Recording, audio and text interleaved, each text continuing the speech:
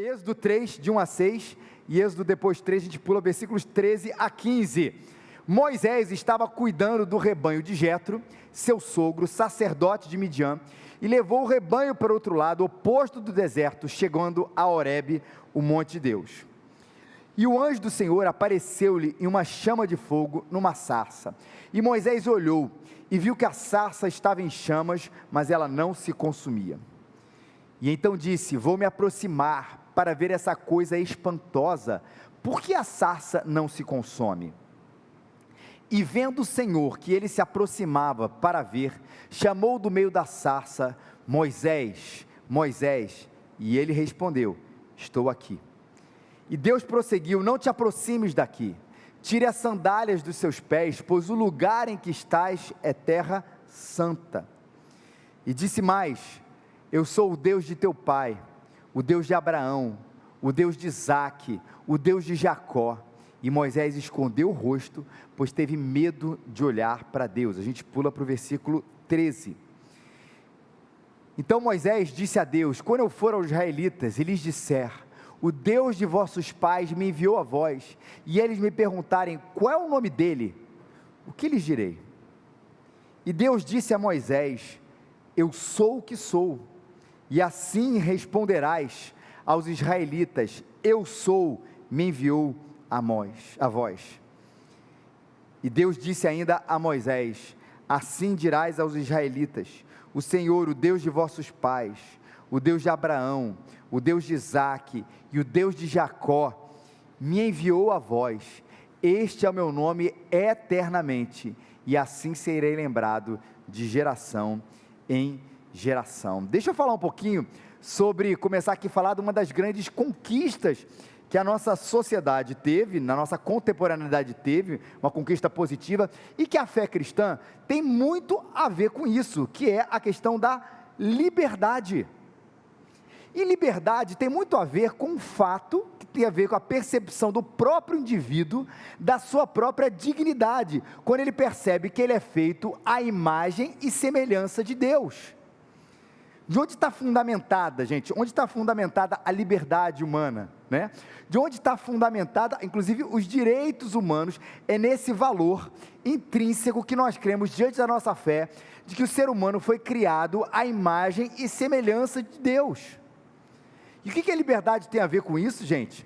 Claro que quando o ser humano percebe a sua dignidade, ele percebe que ele tem poder, e ele tem de seus direitos, e ele tem o seu valor para realizar essa ou aquela coisa, e que ele não é um cidadão, por exemplo, de segunda classe. Sabe onde Paulo vai falar sobre esse assunto? No livro de Gálatas, você não precisa abrir, eu vou ler o versículo 28 do capítulo 3, quando Paulo diz que não há judeu, nem grego, nem escravo, nem livre, nem homem, nem mulher, pois todos são um em Cristo Jesus. Não há nem judeu, nem grego, nem escravo, nem livre, nem homem, nem mulher, pois todos são um em Cristo Jesus. Você imagina o que é isso, ouvir essa libertação nesse sentido, quando houve um homem, houve uma mulher, um escravo, um grego, um bárbaro, quando ele percebe que ele é um em Cristo Jesus, ele olhava para as estruturas e percebia que ele tinha dignidade, e esse senso de dignidade trazia liberdade para ele enfrentar a existência. Vamos falar dos bárbaros, por exemplo, e dos gregos. Qual é o contraponto? Por que Paulo vai citar nesse texto de Gálatas um outro povo aqui, para fazer essa distinção, e para falar de liberdade, para falar de dignidade? Porque Deus realmente se revelou primariamente, ou primeiramente, como a gente vai ver até no texto, ao povo judeu. E um grego poderia naquele momento, um brasileiro, um chinês hoje em dia, um americano, um sul-africano, o que for, falar assim: poxa, mas talvez eu seja um povo de segunda classe. Deus foi lá, conversou primeiramente, sentou naquela mesa. E eu? E Paulo diz: não há judeu, nem grego, nem bárbaro, nem cita, em outros textos, não vai falar, não há nada de diferenciação, você não é um povo de segunda classe, o povo judeu também não é menos importante, tá? É bom falar, mas nesse sentido da comparação, os outros povos que estavam conhecendo o Senhor, percebiam, a gente pode sentar na mesma mesa, Penso numa mulher naquele dia, que também poderia achar que de alguma maneira ela era também uma população ou um sexo de segunda classe. E quando a Bíblia vai afirmar nesse e em outros textos a igual dignidade, esse é o assunto. A gente pode falar de funções diferentes dentro da casa, né, de um marido e de uma mulher, mas a gente não vai falar nunca de uma diferença de dignidade, onde ela pode olhar e ver o marido a mulher, ou o homem e a mulher, aqui no caso não é nem homem e não é marido e mulher, mas homem e mulher, fala assim, a gente tem a mesma dignidade em Cristo Jesus. Ou até mesmo um escravo. Veja, aqui não é em nenhum momento uma reafirmação do valor aqui da escravatura, não é isso, mas ele olhava e imagina não somente as dores físicas, mas dentro do seu próprio coração, de que ele poderia se achar a pior pessoa do mundo, e teria todos os motivos para falar isso, e o Evangelho resgata essa dignidade também, mas essa dignidade interna, está ali a semente inclusive, para abolir esse tipo de diferença, como por exemplo até na própria escravatura. E quando há dignidade, há faísca pela busca da liberdade do indivíduo. Pensa hoje até num sistema de castas. Eu não preciso estar num sistema de casta, em Cristo eu tenho essa dignidade, eu não preciso me sentir inferior, em Cristo eu tenho dignidade, não há cadeiras privilegiadas na mesa do Senhor. Eu até poderia acrescentar aqui, né? Não há judeu, não há grego, não há escravo, nem livre, nem homem, nem mulher, nem pastor e nem leigo. Não há. A gente senta na mesma mesa, gente. Eu e você sentamos na mesma mesa, de pecadores indignos, mas que em Cristo Jesus foram alcançados pela maravilhosa graça. Temos funções diferentes dentro do corpo, mas não há uma separação de um povo mais especial, que de alguma maneira tem um acesso privilegiado a Deus. Os pastores, o clérigo, a liderança, e um outro povo que não tem esse acesso. Estamos todos um em Cristo Jesus. Que bênção isso! Isso mexe com a pessoa. E há implicações econômicas, sociais, e há implicações espirituais, mas o ser humano quer ir além. E liberdade hoje na nossa contemporaneidade, você sabe que é um artigo de primeiríssima categoria.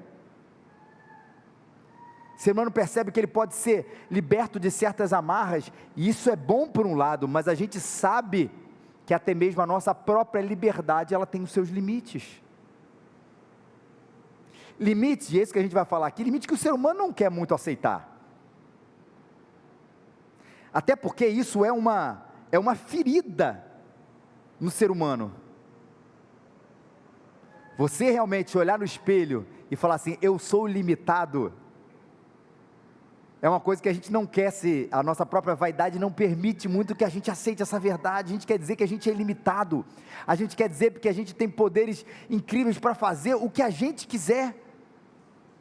Quantos de nós aqui já não saímos de um filme, ou acabou de ver um livro e falar assim, cara, eu vou mudar a minha vida por completo, porque afinal eu sou livre, eu tenho tantas escolhas para fazer, mas aí você se depara, não é somente nisso também, claro, nas estruturas sociais, você muitas vezes se depara com você mesmo, de que a gente tem as nossas limitações, de que o pecado faz isso com a gente. É por isso que não é fácil sair amando as pessoas de maneira tão fácil. Essa semana a gente estava fazendo a nossa devocional, na casa era o texto inclusive da Liga da Aventura, né? E aí falava, era o texto de Hebreus, que aí estava falando de a gente se encorajar, de amar o próximo, né? de fazer o bem, que é a cooperação, que é o grande tema aqui da nossa Liga da Aventura. E aí o meu filho mais velho, eu achei que eu nunca ia fazer isso, mas ia fazer, sabe aquela história, filho do pastor vira exemplo? Exemplo do sermão, né? Todo tempo, não conta para ele não, gente, por favor. Mas ele falou assim, isso é fácil, pai, já sei que tem que cooperar, já sei que tem que amar o próximo, e realmente, não é fácil a gente saber disso. Pessoal, você sai hoje da igreja assim, o que o pastor falou? Que eu tenho que amar o próximo, mas que coisa idiota, simples, simplória, quem não sabe que tem que amar o próximo? Sabe qual é o problema de amar o próximo? O problema não está na nossa cognição, no desconhecimento do texto bíblico, o problema está em mim, está em você. Ao menor sinal que a gente tem, ou a gente faz o mal, ou a gente também, que é não fazer o bem ao próximo, a gente pensa em quem em primeiro lugar? Na gente.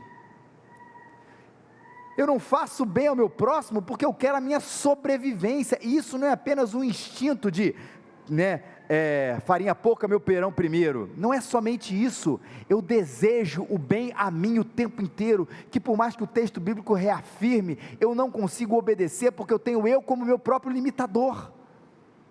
É o meu pecado.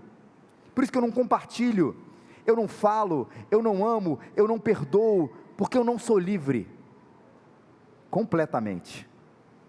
Em Cristo Jesus eu sou livre, porque eu fui liberto desse poder, e eu tenho um só Senhor, que é Ele, mas ainda vejo amarras desse pecado em mim, e aí eu vou dizer, eu não consigo ser livre, essa semana eu ainda tenho muita coisa pela qual lutar, mas o ser humano não quer essa mensagem, ele quer ir além, e ele percebe que ele tem as suas próprias limitações biológicas, ninguém aqui pode voar, gente. Você pode pegar um avião, você pode pegar um helicóptero, você pode pegar uma asa delta, um parapente, o que for, mas você não pode voar. Você pode tentar saltar, fazer assim com os seus braços, todo mundo sabe o que a gravidade vai fazer com você. Você talvez pense que a liberdade vai ser que você viva a sua vida do jeito que você quer, e você de repente amanhã vai dizer, eu vou comer o que eu quiser, você até pode, mas você não vai ser livre das consequências da comida que você escolher, ou do tipo de alimentação que você quiser, você não vai ser livre disso. Temos as nossas regras da nossa biologia, da física, da química, de coisas que Deus criou como estruturas, não para que elas simbolizassem a nossa falta de liberdade, mas que dessemos graças a Deus por essas coisas e vivêssemos conforme esse mundo que Deus criou, onde nós não somos completamente livres, estamos presos dos nossos pecados, na lei que Deus colocou, nesse mundo em que pecado que estamos sujeitos às suas dores e às suas quedas inevitáveis, mas a gente não quer lidar com isso, e a gente começa hoje a questionar, quem é a biologia para determinar quem é homem e quem é mulher, e quando eu falo de biologia, falo da própria realidade constituinte, da qual a biologia descobre, da constituição que Deus deu a gente. A gente não quer estar sujeito a essa liberdade, ou essa prisão, a gente quer liberdade de ser qualquer coisa. O que é a física para dizer se isso cai ou não? O que é a medicina para falar sobre obesidade? Será que não é um ataque preconceituoso ou coisa parecida? E aí o ser humano se vê querendo ter uma liberdade impossível, de criar realidades, e de não ser parte delas e descobri-las, e aí a gente entra de cabeça numa questão que esse texto fala tão bem para a gente, que tem tudo a ver com essa questão da liberdade, a auto-revelação de Deus. Deus vai em direção a Moisés, e ele diz quem ele é, e eu vejo a urgência desse texto, eu vejo a urgência dessa doutrina, dessa realidade, para que a gente perceba e consiga navegar nesses tempos, tão às vezes instáveis, a gente possa navegar com segurança, quando a gente entende o que é auto-revelação de Deus, e esse talvez seja o problema também da nossa contemporaneidade e do nosso próprio coração. Quando a gente fala sobre Deus, gente, as pessoas não têm muito problemas, algumas têm, eu sei disso, que algumas pessoas têm um problema com a existência de Deus, elas não acreditam que Ele existe, e é uma parte da população, talvez você mesmo esteja aqui, sabendo assim, olha, legal, eu vim aqui convidado com um amigo e tudo, brother, eu vim aqui para agradar ele, mas eu nem acredito em Deus, ok, existe essa parte, mas talvez a grande questão da nossa sociedade, da nossa cultura, é lidar com o fato de que Deus se revelou a gente, e as pessoas gostam de Deus, mas não admitem que Ele se mostre e diga como Ele é. Deus disse a Moisés, eu sou o que sou, e assim responderá aos israelitas, eu sou, me enviou a nós, eu sou o que sou, eu sou o Deus de vossos pais, eu sou o Deus de Abraão, eu sou o Deus de Isaac, eu sou o Deus de Jacó, esse é o meu nome eternamente, e assim eu serei lembrado de geração em geração. Olha que interessante, Deus se revela ao ser humano para dizer quem Ele é, quem dita quem eu sou eu mesmo, é Deus, e Ele não diz que isso é uma situação limitada a uma certa circunstância, a um tempo e um espaço. Como que ele devia dizer, dizendo, eu não sou um Deus que vai se revelar ao povo de Israel dessa maneira, nesse período de tempo, há tantos mil anos atrás, e depois de um salto da história, eu vou me revelar a um outro povo dessa ou daquela maneira, e depois, quando o tempo mudar, eu vou me revelar de outra maneira ao povo XYZ, ou à cultura do século 20, 19, 21, 17, 13. O que esse texto vai afirmar para a gente, palavras do nosso próprio Deus, é que esse nome dele é o nome eterno, e assim ele vai ser lembrado de geração em geração, até a nossa própria geração. O texto não diz, gente, a Bíblia não fala, o Senhor não se revela dessa maneira, ou seja, Moisés não vai se apresentar em primeiro lugar, mas Deus que vai em direção a Moisés, Deus quem se apresenta e diz quem ele era. Mas já reparou que o movimento agora é outro? Por isso que eu digo que talvez essa questão da autorrevelação de Deus seja tão urgente, seja tão importante. O movimento é outro. A gente diz, lá no fundo da gente, todos nós, não é só aqueles que ainda não conhecem a Cristo como seu único Senhor e Salvador, às vezes a gente se repara falando esse tipo de coisa, né? O Deus que eu acredito nunca faria isso. O Jesus que eu creio nunca agiria assim. E veja como essa é uma linguagem religiosa e espiritual, porque ela envolve Deus, Jesus, fé, eu creio, é uma declaração de fé.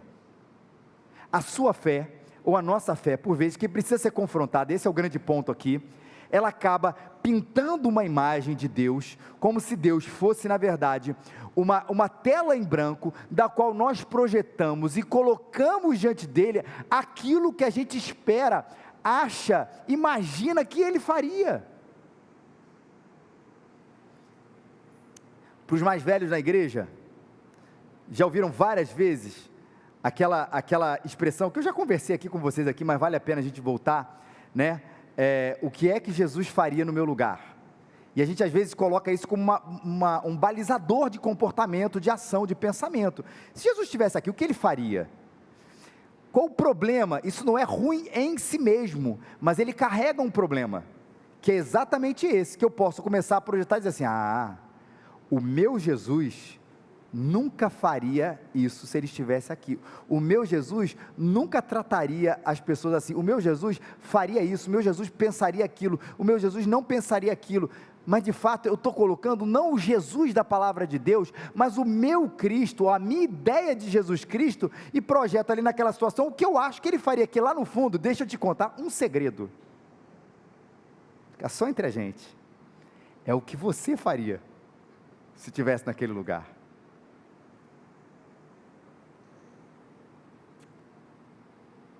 A frase não é ruim, né? O que Jesus faria no meu lugar, porque a intenção é maravilhosa, é realmente tentar colocar Cristo no meu dia a dia, para eu medir a minha situação, mas a melhor coisa é, o que o Jesus da palavra de Deus faria em meu lugar, se ele estivesse aqui?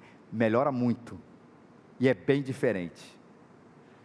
E quando eu falo aqui, no seu segredo aqui, no seu ouvido, de que na verdade ela é muitas vezes o que eu faria, o que você faria, o que imaginaríamos que faria, é porque a nossa visão a respeito de Deus, ela é uma versão, o Deus dessa revelação do interior, é uma versão nossa, melhorada,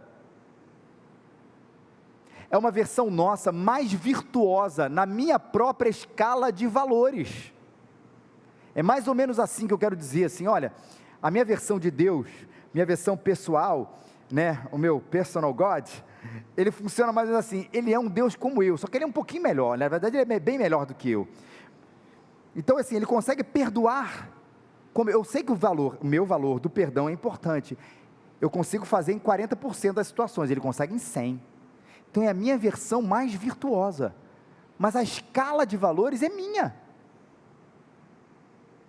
ele acolheria desse jeito, eu acolho quase do jeito certo, ele acolheria 100%, eu faria desse jeito, eu faço quase tudo certo, mas ele faria 100%, e não é às vezes um confronto com a nossa escala de valores, ele é um Deus que é é um ser humano, sou eu e você melhorados, mais virtuosos, mais capazes de fazer milagres, mas a gente não está disposto, esse Deus que nós mesmos criamos, infelizmente, não está disposto a confrontar as imagens. Entre aquilo que eu acho que Ele é, e aquilo que Ele é. O que eu quero no final de contas é um Deus palatável, feito sob medida, customizável, para a minha imagem e semelhança, como uma roupa perfeita no seu caimento. Isso aqui cabe certinho comigo. E aí Jesus nesse momento, Deus nesse momento, a Santíssima Trindade nesse momento se torna, repito, uma tela em branco, onde eu posso pintar nele a imagem que eu desejo que ele seja. E a gente vê essa explicação, por que às vezes a gente vê tanta a figura, repito, a figura talvez mais danificada nesse momento, é a pessoa de Jesus Cristo. A gente estava até entrevistando aqui os nossos futuros membros aqui da igreja por batismo e profissão de fé, aí eu até brinquei assim, gente, quem é Jesus para você? Só por favor, não me responde que Ele é tudo. Eu falei, no final da história você fala isso aqui, depois fala que é tudo, porque realmente Ele é tudo para a gente, tudo Ele é para mim. Só que tudo pode significar o que, gente? Tudo. É o famoso, tudo pode significar tudo, pode significar nada, né? Tudo Ele é um extraterrestre, tudo Ele é um ser humano melhorado, Ele é um X-Men, seja lá o que for. Espera aí, vamos ver o que é esse tudo aqui, que significa de fato aqui, para a gente não projetar esse negócio. A gente já falou aqui sobre os vários Jesus, inclusive eles têm essa aula sobre os vários Jesus, eu cito que é o Jesus da prosperidade, é o Jesus social, é o Jesus não julguei, Jesus santidade perfeita, já falei isso aqui para vocês, Jesus da doutrina impecável, Jesus dos sentimentos e tanto outros Jesuses, que a gente tem por aí, que a gente cria, para tornar a religião, e não a religião, a nossa relação com Deus palatável, porque na verdade isso vai apaziguar o meu próprio coração, onde eu não sou confrontado. E veja, eu repito aqui, isso é muito importante aqui para a gente, não é apenas uma questão de quem não conhece a Deus, eu preciso ser confrontado, você precisa, eu e você precisamos, porque a gente já formou uma imagem defeituosa ao longo do tempo, porque no fundo eu quero que alguém que me aplauda, porque lá no fundo eu quero que alguém que diga assim, parabéns Felipe, você é o único profeta no meio dessa geração pecadora das raízes, você acertou Felipe, eles não, tadinhos,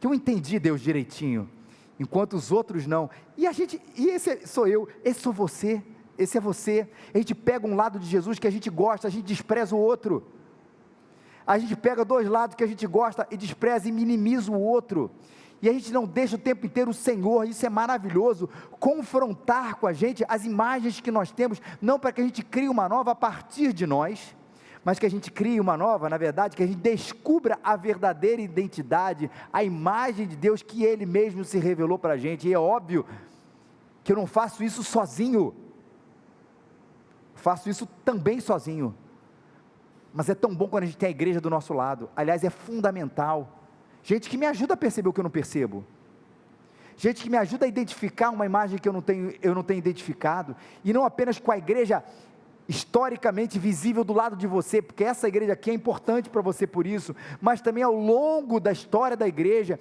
a gente vê as pessoas, desde o início dos séculos, ali conhecendo a Cristo, estudando sobre quem Ele era, mostrando, revelando, falando, e claro, nenhum livro é canônico, senão a palavra do Senhor, mas esses livros, essas histórias, esses acompanhamentos, esses desdobramentos teológicos, bíblicos, doutrinários, nos ajudam a entender, e ao longo dos nossos irmãos, ao longo dos séculos, essa imagem maravilhosa do Senhor.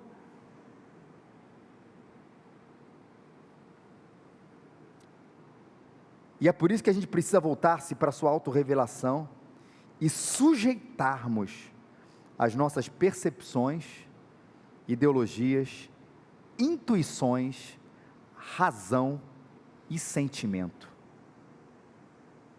Tem que sujeitar as nossas ideologias, mas não é só isso não. É sujeitar o nosso sentimento também, é sujeitar a nossa própria razão, não para que a gente se torne uma pessoa irracional, mas para que eu não forme com a minha própria lógica, com a minha lógica, a imagem de quem eu me submeto à sua lógica e não à minha. A minha percepção, as minhas intuições, de fato coisas mais intuitivas que nós carregamos. E lembrar que como ele fez com Moisés, o Senhor veio na nossa direção e ele nos revelou quem ele era.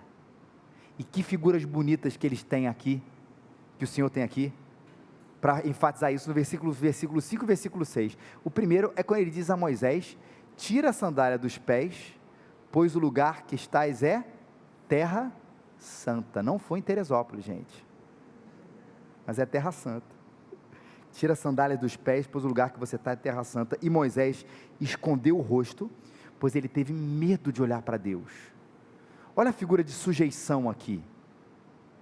É a ideia da santidade de Deus. E santidade de Deus, a gente enxerga muito a santidade de Deus apenas pelo viés ético. E aí eu vou chamar um outro autor, chamado Guerra Voss, para falar um pouquinho que a santidade, ela tem a ver com ética, com o certo e com o errado.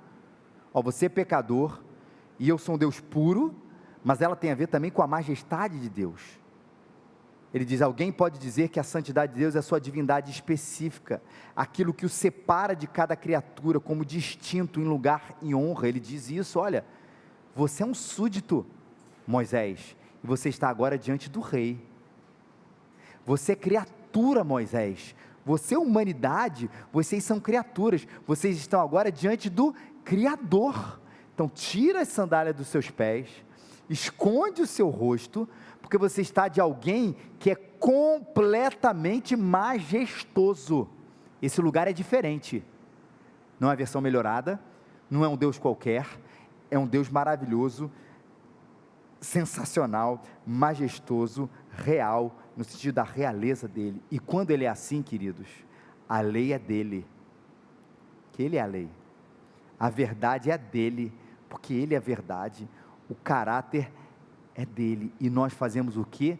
Diante disso, nos reverenciamos em adoração, a gente assume nosso lugar, e a gente responde com a nossa busca em se aproximar daquele que se aproximou de mim, e ele quem me disse qual é o seu nome.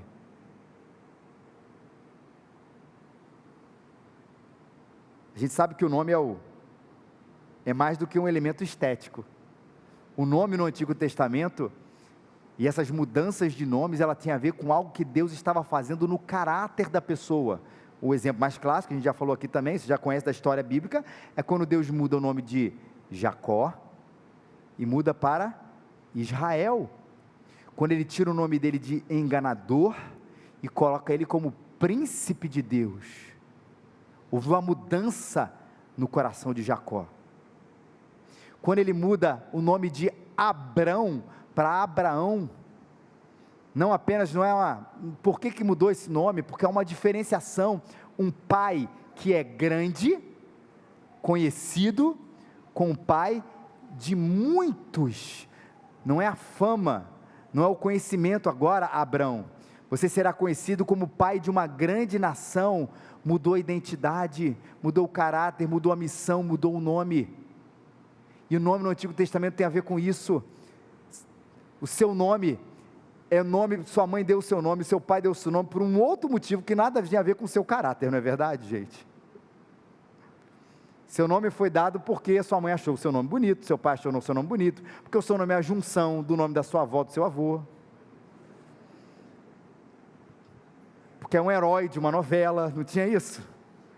Que era um jogador de futebol conhecido. A gente dá esses nomes por diversos motivos, né? Minha mãe não falou, eu sempre digo isso, ele brincou, falou assim: Felipe, tu serás amigo de cavalos, por isso eu te dou o seu nome. Eis que te digo, varão, que meu nome quer dizer isso, Felipe é amigo dos cavalos. Não foi por isso, mas o Yahvé, o eu sou, ele significa, mais uma vez eu apelo para o Guerra Voss, tudo que Deus faz pelo seu povo. Ele é esse Deus interiormente determinado, ele não é movido por qualquer influência exterior. Sabe qual é a ideia aqui? Do eu sou. Ele é imutável, ele é o absoluto. Tem uma tradução Em algumas Bíblias, sei que a Bíblia em francês traduz assim, algumas Bíblias em francês, mas algumas em português também, que ele fala o eterno. E essa é a ideia do Senhor, o imutável, o absoluto, que é uma ótima premissa, porque Deus não se revela apenas nesse nome, Deus se revela em outros nomes, quando Ele vai falar do Adonai. A gente até ouviu isso na aula de segunda-feira passada, que é a ideia do senhorio, de dono. Ele está dizendo, eu sou o Senhor, o Adonai, eu sou o dono de todas as coisas, parada geral é minha. Ele vai se revelar pelos seus feitos. Quando você começa a olhar a Bíblia Sagrada, e ver ali o que Deus fez, Ele está se revelando, eu sou o Deus que cura,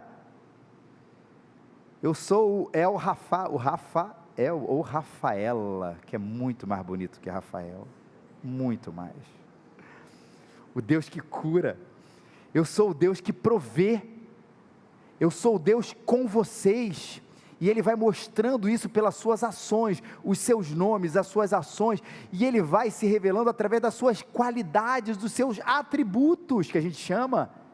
Se lê os Salmos, quantas vezes, Senhor, Tu és um Deus misericordioso, é uma qualidade de Deus ali, é um atributo dEle. Ele é poderoso, Ele é soberano, Ele é misericordioso, Ele é justo, Ele é santo, Ele é eterno, Ele é amor, Ele é bondade, Ele é onipresente, onisciente, onipotente. Deus é assim, Ele vai se mostrando. Agora, saibam que eu sou assim. Eu não fui assim durante um período, eu não fui assim para me mostrar para esse povo, eu era assim no início, eu era assim ontem, eu sou assim hoje, e serei assim eternamente, porque eu sou o soberano, imutável, o absoluto, o eterno, e me adorem dessa maneira, porque eu sou assim. E que beleza é conhecer essa imutabilidade, essa soberania, essa eternidade de Deus, porque a gente começa a entender e confiar mais em quem Deus é, porque eu me relaciono com aquilo que eu conheço. A coisa boa é que Ele se deu a conhecer a mim, mas eu sempre digo, no momento em que eu acho, na minha vida, que Deus parou de me amar, porque a gente acha isso, não acha? Repito, é a minha intuição, é a minha percepção, é o meu sentimento, que um dia acorda, pelas diversas circunstâncias, ou pelo meu mau humor que seja, Deus não me amou, Deus não me ama, Deus se esqueceu de mim. Quem aqui nunca acordou, ou passou uma semana, ou um período assim na sua vida, que Deus se esqueceu de você? Aí eu volto para Gênesis 3, Êxodo 3, Gênesis 3 também é importante, que é a queda, mas eu volto para Êxodo capítulo 3, e eu lembro, eu sou o que sou, Ele é, Ele não há sombra, diz Tiago, irmão de Jesus, nem variação de mudança. Ele não deixou de me amar, eu sinto que Ele deixou de me amar, eu acho que Ele deixou de me amar, eu tenho a intuição, de alguma maneira, que Ele deixou de me amar, mas Ele não deixou de me amar. E aí quando eu acordo, eu lembro da verdade que as misericórdias do Senhor se revelaram a cada manhã. Mas logo eu, um pobre pecador, logo você, um pobre pecador, como a gente cantou aqui, e Ele continua me amando, porque as suas misericórdias se renovaram a cada manhã. Eu acho que não, mas eu vejo a verdade, de como Ele se revelou. Eu acho que Deus não está comigo, mas eu percebo que Ele está comigo todos os dias. Eu creio, na verdade, que Ele está comigo todos os dias, é a consumação do século. Por isso que a fé, ela é tão importante, porque ela vai quebrar, ou ela vai sujeitar, não vai acabar com a nossa ideia de sentimento, e nem de razão, não é isso, mas ela sujeita isso tudo a essa verdade, ainda que eu não saiba, eu não perceba, de alguma maneira não consiga racionalizar isso, ou sentir isso, eu sei que Ele continua comigo. Ele é o eu sou, e Ele não muda, ou até no meu senso de certo, de errado também, gente, porque meu Deus não faria isso, mas talvez Ele fizesse, porque Ele disse que Ele faz. O meu Deus faria isso, Ele não faria, porque Ele disse que Ele não faria, porque Ele é dessa maneira, e isso vai confrontando a gente, vai ajudando a gente a crescer, a gente adorar, a se relacionar e confiar com esse Deus maravilhoso, confiar nesse Deus maravilhoso. E quando você ouve a expressão eu sou, você repara onde ela está muito presente também no Novo Testamento, gente? E aí eu vou falar disso, lembrando que a Bíblia não é um monte de livros separado. Não foi Moisés que escreveu o Pentateuco, não foi Moisés, assim, não foi só Moisés que escreveu o Pentateuco e botou lá. Aí depois uns salmos, outros salmistas e tal, Davi até escreveu lá os salmos e botou um negócio lá. E aí alguém um dia, e o Novo Testamento, tá Paulo, Mateus e tudo escreveu, vamos fazer o seguinte, já que tem um livro ali tal, da editora tal, esse é o livro da editora outra, faz o seguinte, vamos fazer o seguinte, junta tudo isso, encaderna e bota tudo num livro só, que aí fica mais fácil para as pessoas. Não é isso que a Bíblia é. Não é um livro escrito por um, outro escrito por outro, e ali onde uma coisa não tem nada a ver com outra, essa história da antiguidade, você tem gêneros diferentes, como a gente já falou aqui, a gente estava expondo aqui um livro de sabedoria, a gente tem livros históricos, livros proféticos, e tantos outros, mas a verdade é que existe um autor nessa história toda. Se eu posso dizer que alguém pegou esse livro e costurou, é verdade, que não foi um editor, ou foi o editor, que foi o próprio Deus. Ele costurou esse livro, mas não apenas para juntá-lo, mas ele escreveu essas histórias, com conexão umas com as outras, apontando para a pessoa de Jesus Cristo. Quem disse isso? Ele mesmo. Examinai as Escrituras, porque vós cuidais de ter nelas a vida eterna, e são elas que de mim testificam. Jesus disse, essas Escrituras testificam a respeito de mim. Que Escrituras é essa nesse momento, gente? Jesus está falando isso aqui muito antes de Paulo, muito antes de Pedro, muito antes de João, ou no Apocalipse. Que Escritura ele está falando aqui? Gênesis, Êxodo, Levítico, Número, Deuteronômio, Josué, Juízes, Ruth, Paraná, e você sabe cantar musiquinha. O Antigo Testamento. O Antigo Testamento tem nele a vida eterna, e eles testificam a respeito de mim, disse Jesus.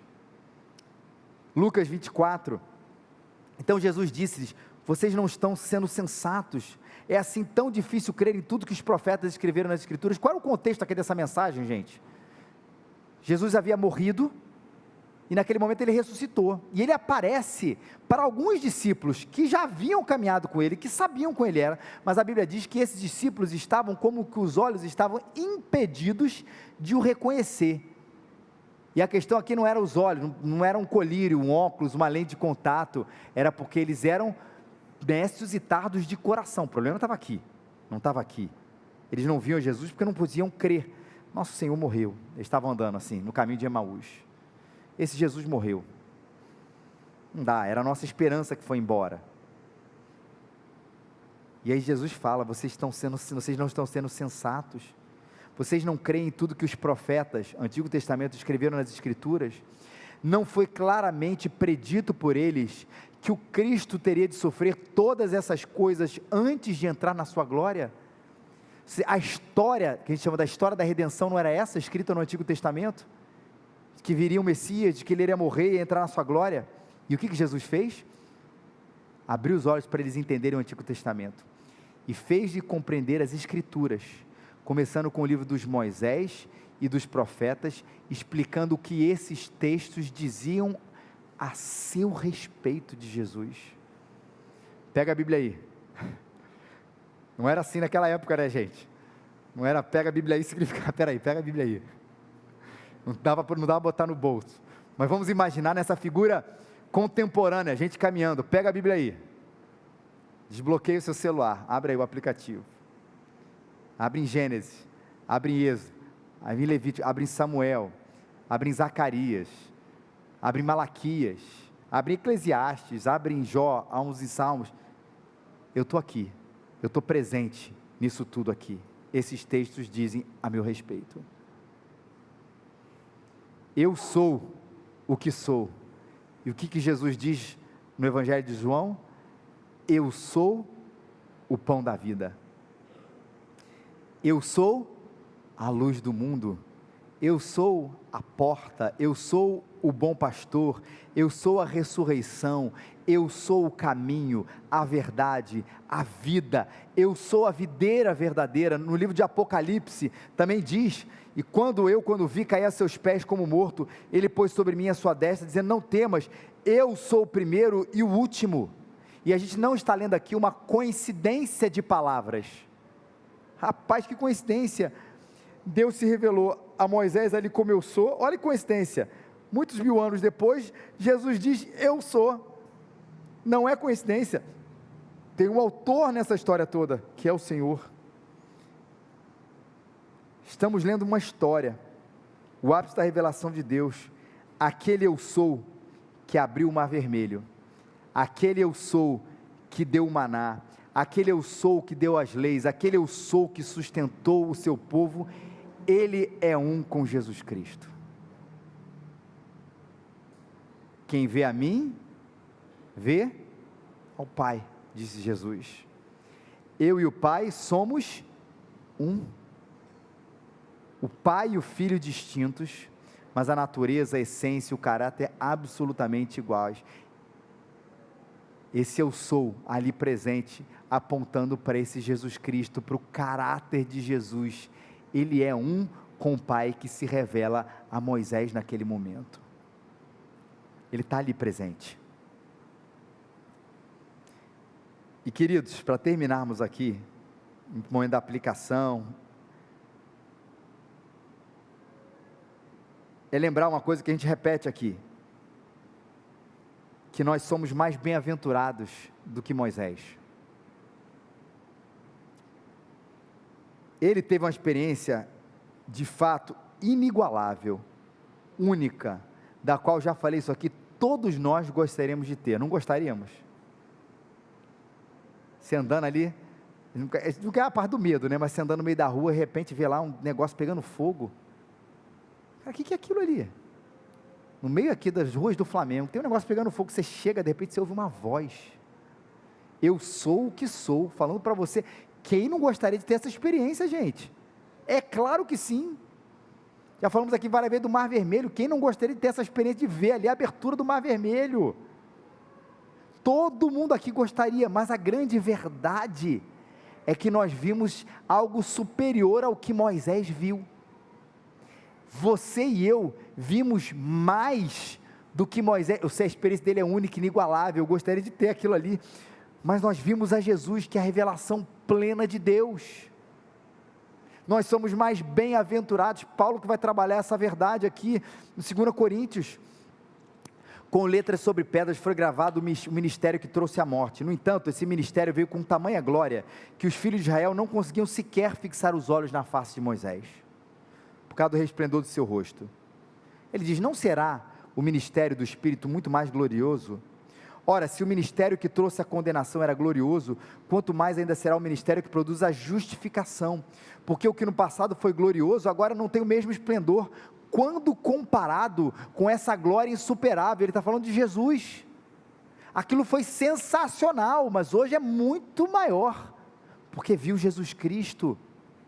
E se o esplendor que estava dissipando se manifestou em glória, quanto mais será a glória que permanece. Sendo assim, visto que temos essa qualidade de fé, aí Paulo está falando dos tempos dele com Jesus Cristo, expressamos muita confiança. Não somos como Moisés, que cobria com véu. Somos diferentes. Não foi, é somente em Cristo que ele pode ser removido. Mas todos nós, que com a face descoberta contemplamos, como por meio de um material espelhado, a glória do Senhor, conforme a sua imagem, estamos sendo transformados com glória crescente, na mesma imagem que vem do Senhor, que é o Espírito. Então o povo tinha o véu, tirava as sandálias, era uma glória ali presente, mas nós agora vimos a glória de maneira maravilhosa na pessoa de Jesus Cristo. Por isso que nós somos mais bem-aventurados, porque nós vimos a Jesus, nós conhecemos a Jesus, porque Ele se deu a conhecer por nós. e se isso não empolga a gente, e a gente está esperando o mar se abrir, a gente está esperando uma sarça se queimar, a gente está esperando um machado flutuar, a gente está esperando umas muralhas caírem na sua frente, saiba que isso não será para você suficiente, porque o que você precisa crer para se maravilhar com Deus, o que você precisa ver para se maravilhar com Deus, o que você precisa conhecer para se maravilhar com Deus, é o Filho de Deus, é Jesus Cristo. E por último, 4 coisas. Se achegue com adoração e humildade diante dele. Ele é o que ele é o absoluto. Se achegue com adoração e humildade, você está diante do Rei dos Reis, do Senhor dos Senhores. Segundo, busque conhecer esse Deus. Na nossa santificação, deixe os seus pressupostos, ou coloque diante dele os pressupostos sobre quem ele é, coloque diante dele os seus pecados, aperfeiçoe o seu entendimento, na verdade aperfeiçoe o seu relacionamento com Deus, deixando de lado as coisas do meu coração, para conhecê-lo mais de perto, para conhecê-lo como ele se revela, para deixar os meus pecados de lado, as coisas que eu acho certo que são erradas, as coisas que eu acho errado que na verdade são certas. Busque conhecer esse Deus maravilhoso, olhe para Jesus e o adore. Não é só no Natal e na Páscoa, gente, é todo domingo, é todo dia, é toda hora. Não é só olhar aquela figura do menino Jesus no Natal, gente, que menino bonito, viemos aqui adorá-lo. Ou na figura da Páscoa, aquele Jesus morto e ressuscitado, esse é o meu Senhor, eu vou adorá-lo. Não é somente nessas datas que celebramos com muita alegria, mas em todo momento. A revelação maior de Deus é Jesus Cristo, que mostra para o nosso coração como isso faz diferença, o quanto a sua pessoa, o Evangelho muda a gente por completo. É esse Deus a que a gente adora. E se adorá-lo faz pouco sentido para você, você quer na verdade uma experiência mais bacana na igreja, você quer uma experiência mais bacana disso, daquilo, não é isso. A sua espiritualidade, a sua fé está fundada na pessoa de Jesus Cristo. Se Jesus não te empolga, eu não vou falar assim, sai daqui e não volta, pelo amor de Deus, mas se volte para Deus, para que Jesus seja a sua grande, a sua maior empolgação da sua vida. É Ele. E por último, sai falando dele para todo mundo, porque Ele é para ser conhecido por nós, mas é ser conhecido por todo mundo, que a terra, por isso que a gente planta igreja, gente, e é por isso que a gente se entende como discípulo aqui também, é para que a terra seja coberta do conhecimento do Senhor. Eu sei, nem todo mundo vai se converter, mas a gente precisa falar desse maravilhoso Deus, desse poderoso Deus, desse soberano Deus, desse justo Deus, desse misericordioso Deus, desse Jesus que muda a vida das pessoas. Existe no nosso calendário, vamos botar assim, secular, dizendo, o problema é achar que isso é ruim em si mesmo, mas a gente tem ali o mês outubro, né? O setembro amarelo, perdão. Muita gente está falando de suicídio. E que bom que o assunto está sendo falado, bom no sentido de que a gente, para se atentar às pessoas, os sinais, e para a gente poder ser bênção, poder ajudar as pessoas, em vários aspectos. E aqui eu não estou descartando remédio, não estou descartando a psiquiatria, a neurologia, nada disso, por favor. Há muita coisa que a ciência, e essas particularmente a psicologia, ajudam, mas não tem a menor dúvida, o quanto Jesus pode transformar um coração que acha que não tem mais propósito, não tem sentido, mas não tem mais dignidade, não tem mais nada. E está aí a gente com essa resposta perto da gente, na verdade dentro da gente. Distribua, seu vizinho pode estar precisando dele agora. E ainda que ele senta que a vida dele é tranquila, é de boa, é legal, ele sai, ele viaja, ele não tem problema financeiro, ele é até bem casado, ainda assim, todo mundo precisa de Jesus.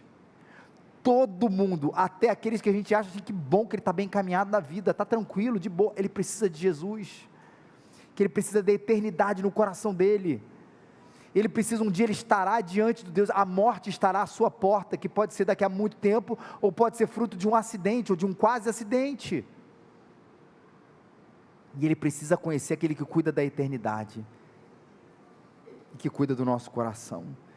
Compartilhe desse Deus maravilhoso, daquele que é o grande eu sou. Vamos ficar de pé e vamos adorar esse Deus maravilhoso.